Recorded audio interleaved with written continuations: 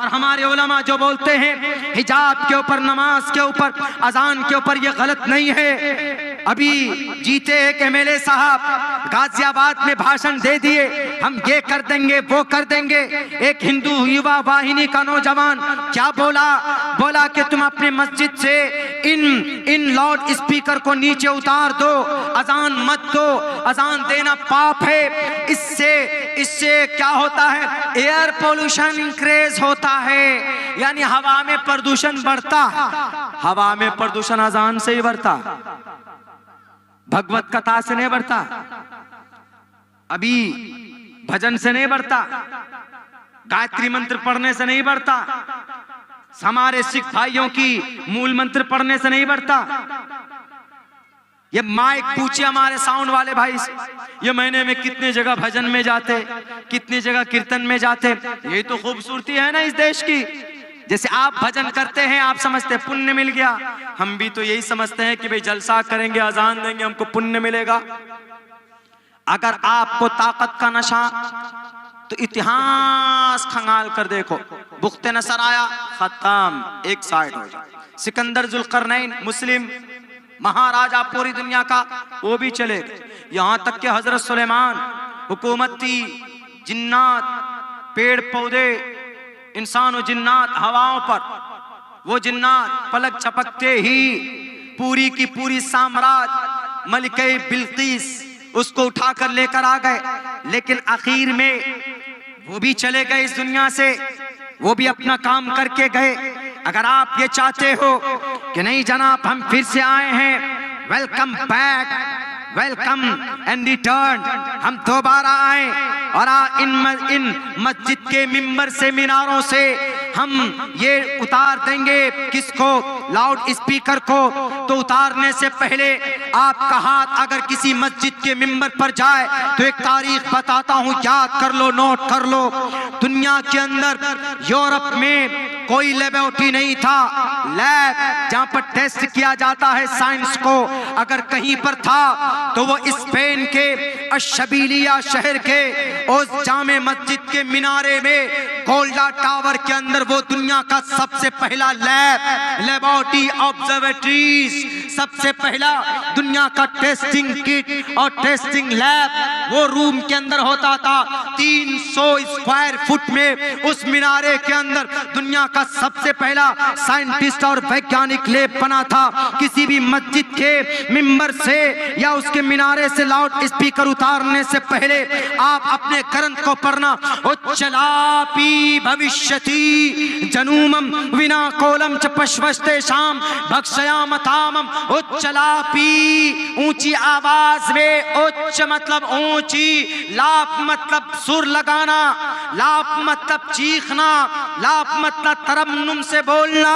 नहीं लाप का तर्जमा पता तो सिंगर को तो जानते हो, सिंगर को पूछो तुम, ये जितने भी सिंगर हैं, कुमार सानू है, सोनू निगम है, इनसे पूछो, अलकयाग्नि लेडीज है, उनसे पूछो कि लाप का क्या मतलब होता है। लाप का उच्च लापी भविष्यति जनूमम विना कौलम च पश्वस्ते शाम भक्षयामतामम। मुस्तकबिल में ऊंची लाप लगाकर लोगों को बुलाने वाला ईश्वर की भक्ति के तरफ वो अंतिम महर्षि होंगे। हमारे कुरान को छोड़ो जी, हमारी हदीस को छोड़ो जी, हमारे अजान का प्यारा तज़किरा आपके ग्रंथ के अंदर मौजूद है। और सुनिए, अगर किसी मस्जिद को डेमोलिश करने की कोशिश की तो हम तो कुछ नहीं करेंगे, हम हाथ उठाएंगे और कहेंगे कि Allah we are helpless, all Muslim in Asia महाद्वीप, हम सब कमजोर हैं, इख्तिदार कुछ लोगों के हाथ में है, वो अपनी ताकत का नाजायज इस्तेमाल करते हैं। या अल्लाह जालिम के जुल्म से हमारी निजात फरमा। और अल्लाह तबारक व तआला जब देखता है कि जुल्म बढ़ता है तो अल्लाह तबारक व तआला उस जालिम के जुल्म का खात्मा करता। फिरौन का जुल्म बढ़ा था आसिया पर, तो आसिया की मदद की गई और फिरौन का खात्मा कर दिया जाता है। जब कारून का जुल्म बढ़ा था औरत के जरिए से मूसा अलैहिस्सलाम पर, औरत के जरिए से मूसा अलैहिस्सलाम को बदनाम करने की पूरी कोशिश की गई। दुनिया वालों याद रखना इन तारीख को, कुरान की रोशनी में ये तारीख, कुरान की तफसीर की रोशनी में ये तारीख मैं आपके सामने रख रहा हूँ। कारून ने कहा मूसा को किसी तरीके से जेल में डालो, ये मुझ पर ज़कात फर्ज करता है। तो मूसा अलैहिस्सलाम पर जुल्म बढ़ा, मूसा अलैहिस्सलाम पर फिरौन कारून ने अपनी एक चचेरी बहन, अपनी एक बहन के जरिए से या किसी गरीब बेटी के जरिए से तुहमत लगवाई कि तुम हजरत मूसा के ऊपर इल्जाम लगाओ कि मूसा ने हमारी इज्जत के ऊपर हाथ डाला। अलायाज़ु बिल्लाह। हजरत मूसा ने उस औरत को पकड़ कर कहा कि मेरी बहन तू बता कि मैंने तुमको छुआ है, मैंने तुम्हें देखा है, मैंने तुम्हें पकड़ा है? उन्होंने कहा नहीं, आप तो बहुत शरीफ इंसान हैं, तो मुझ पर तुमने तुहमत क्यों लगाया? तो हजरत मूसा को जवाब देती कि आपका चचेरा भाई कारून कोई गैर नहीं था, कारून अपना था, अपने चचा के रिश्ते में, चचेरे भाई के रिश्ते में आता था। तो उन्होंने कहा कि कारून ने मुझे करोड़ों रुपए दिए, स्विस बैंक में हमारा अकाउंट खोल दिया, इस वजह से हम लालच में आकर आप पर तुहमत लगाए। तो अल्लाह तबारक व तआला ने, तब अल्लाह की रहमत, अल्लाह तबारक व तआला की सिफत क़हारियत जोश में आती है और कहता फ़ख़सफ़ना बिही व बिदारिहिल अर्ज़। कारून, तुमको मैंने ताकत दी और तुमको मैंने दौलत दी है, लोगों की भलाई के लिए तुम खर्चा करते, नहीं माने ना तुम। फ़ख़सफ़ना बिही व बिदारिहिल अर्ज़, सातों जमीन तक धसा दिया गया। जब किसी का जुल्म बढ़ता है किसी मासूम के सामने में, तो अल्लाह तबारक व तआला उसको रास्ते से हटाते। हमारी मस्जिद को आप तोड़ेंगे, हमारी मस्जिद को डेमोलिश करेंगे, किस आधार पर? कानूनी एतबार से नहीं कर सकते। क्यों? क्योंकि कानूनी एतबार से हर किसी को अपने मजहब के मुताबिक अपने धार्मिक जगह बनाने की परमिशन है। All minorities whether based on religion or language shall have the right to establish, shall have the right, shall helping verb है, shall have the right, उसको हक है अपना मजहबी मदरसा बनाने का, मजहबी मस्जिद बनाने का। शैल का मतलब क्या होता है? शैल is MR was were will shall has have can must out to, ये हेल्पिंग वर्ब है। फ्यूचर में कुछ को बताते हैं तो प्रेजेंट में कुछ को बताते हैं। शैल हैव द राइट, उसको हक होगा कि अगर कोई मस्जिद बनाना चाहे तो बना सकता, कोई उसको डेमोलिश नहीं कर सकता जब तक वो इल्लीगल साबित ना हो जाए। तो उसको डेमोलिश करने का, तोड़ने का अधिकार, शहीद करने का अधिकार किसी को नहीं। अगर आप किसी मस्जिद को तोड़ेंगे तो हम तो नहीं, वो परमात्मा आपसे खुद सुलझ जाएगा। कैसे? तारीख गवाह। आपको और हमें मालूम होना चाहिए कि अल्लाह के नबी अलैहिस्सलाम के पैदाइश से पहले, अल्लाह के नबी कब पैदा हुए, इस दुनिया में कब आए? मोहम्मदुर रसूलुल्लाह सल्लल्लाहु अलैहि वसल्लम 571 ईस्वी 22 अप्रैल आप इस धरती में आए, इस दुनिया में आए। आने से, आप अलैहिस्सलाम के आने से 50 दिन पहले एक बहुत बड़ा वाकया, अ बिग बैन, आपका ये Big Ben was happened in Mecca city, शहर मक्का में। इस मक्का शहर को कौन बसाया? इस मक्का शहर, मक्का की जो तामीर, ये काबतुल्लाह की जो तामीर की है, जिब्राइल अमीन और हजरत आदम ने मिलकर। लेकिन इसको आगे बढ़ाया, आगे बढ़ा, शुरुआत उन्होंने की थी लेकिन आगे बढ़ाया बाप बेटे इब्राहिम अलैहिस्सलाम, इस्माइल अलैहिस्सलाम। इब्राहिम अलैहिस्सलाम ने उस शहर की बुनियाद तो पहले से निशानदेही की गई थी लेकिन बुनियाद रखी। लेकिन इस शहर को आबाद कौन किया? इस्माइल अलैहिस्सलातु वस्सलाम। मस्जिद तोड़ने की बात है तो मैं वहीं पे लेके जाने वाला हूँ, वहीं पे इस वाक़ये को बताकर, ताकि हमें भी हमारे नॉलेज में, हमारे जरिए से आप भी कुछ जान जाए, हमारे अंदर भी कुछ बढ़ोतरी हो जाए। तो मक्का शहर को बसाने वाला हजरत इस्माइल अलैहिस्सलातु वस्सलाम 137 साल उम्र हुई। अपनी बीवी को हजरत इब्राहिम हाजरा को छोड़कर चले गए बयाबान जंगल में, तो वहां पर अल्लाह तबारक व तआला ने खूबसूरत शहर बसाया। हजरत ईसा अलैहिस्सलाम अभी से तकरीबन कितने साल पहले? 3282 साल पहले, 3282 साल पहले उस शहर की शुरुआत की गई। वो शहर बसा, 9 फीट हाइट जमीन से रखकर उस शहर को उस काबतुल्लाह को, बैतुल्लाह को ऊंची की गई, उसकी दीवार ऊंची की गई। उसके बाद छोड़ दिया गया। लेकिन अंबिया आते गए, चलता गया सिलसिला।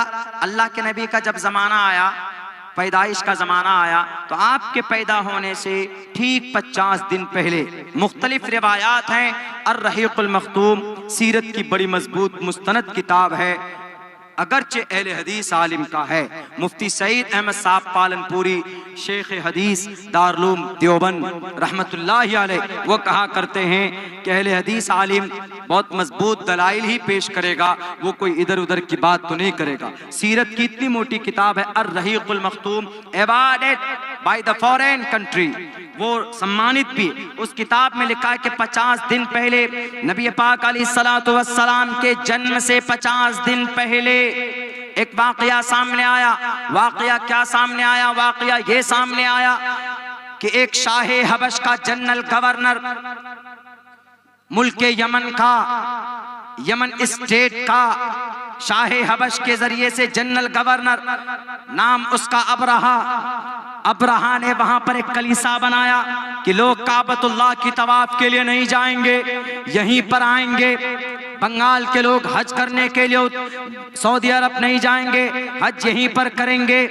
तो वहां से सऊदी अरब का एक आदमी ने कहा कि अच्छा, बंगाल के लोग बंगाल में हज करेंगे, डुप्लीकेट काबतुल्लाह बना लिए। वहां से आया, आने के बाद में उसमें गंदगी कर दी, यानी वो उस कलीसा को उस पे गंदा कर दिया। गंदा हुआ, पता चला कौन आदमी ने किया। खबर तफ्तीश की गई तो पता चला कि ये अरब से आए थे।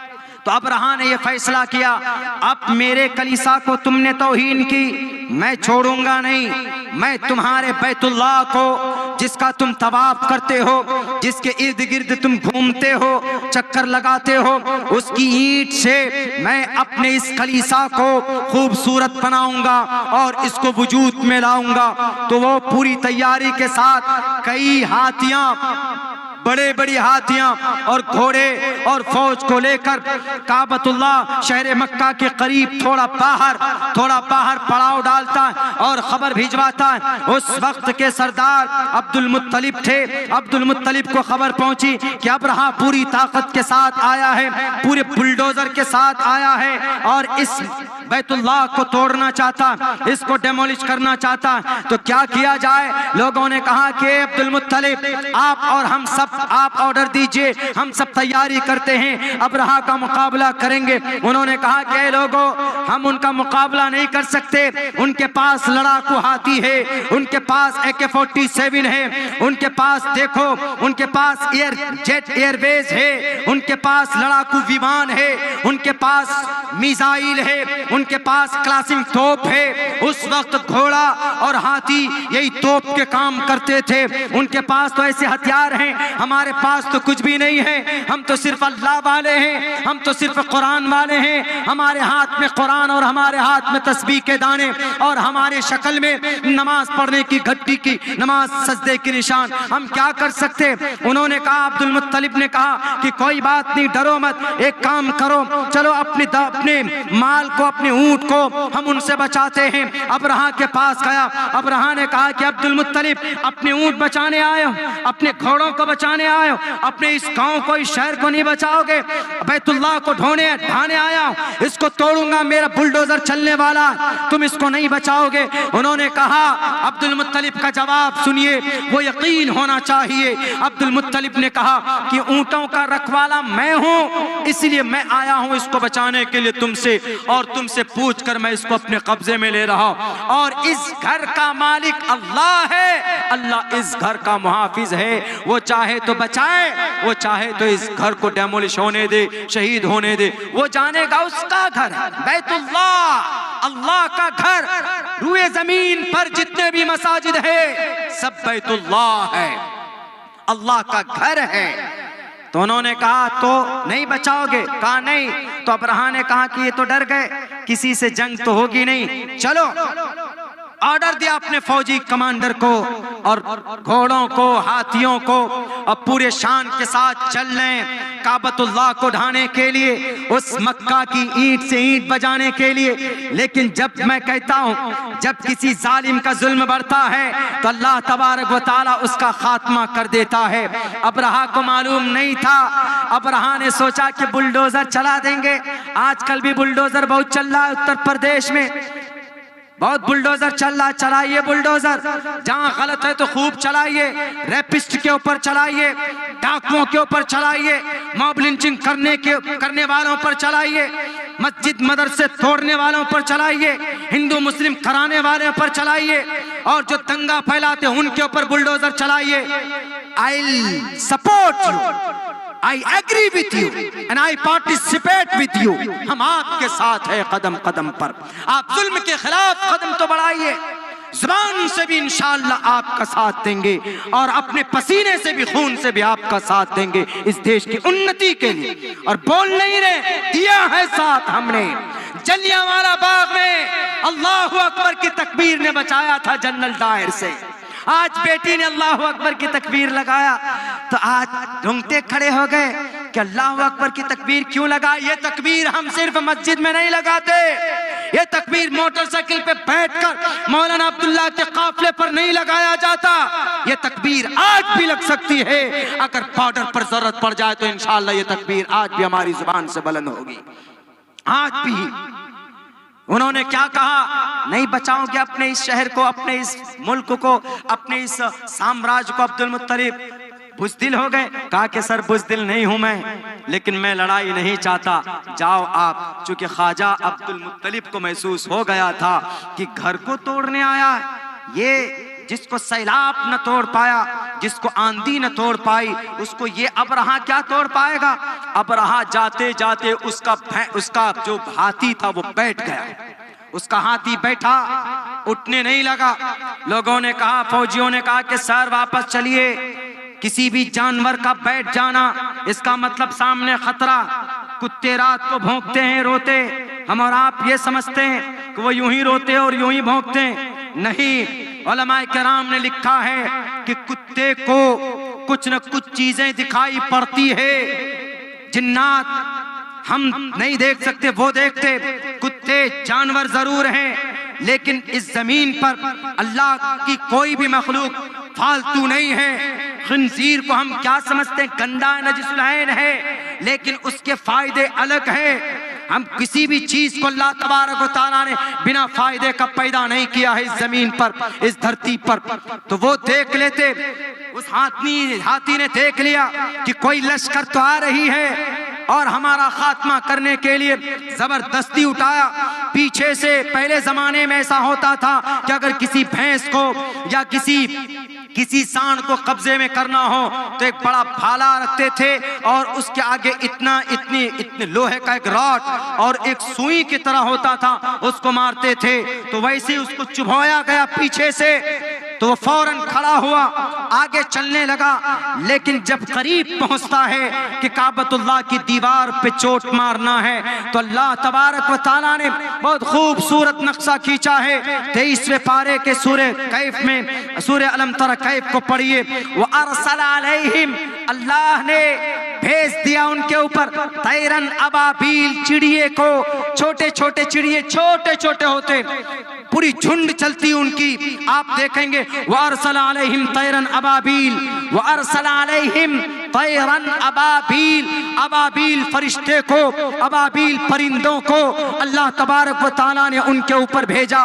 और वो यूं ही निहत्ते नहीं थे, तरमीहिम बिहिजारतिम मिन सिज्जील, पत्थर के कंकरी, एक छोटे छोटे दाने उसके दोनों पंजे में और एक होंठ में, एक चोंच में था। एक परिंदे के पास 3 टुकड़े थे, 3 वो पत्थर के टुकड़े, और वो सिर्फ पत्थर के टुकड़े नहीं थे, पत्थर के टुकड़े नहीं थे, बल्कि उनके अंदर इतनी ताकत थी कि वो किसी के सर पर अगर लग जाए, गिर जाए, तो पूरे बॉडी को ध्वस्त करने की ताकत रखती थी।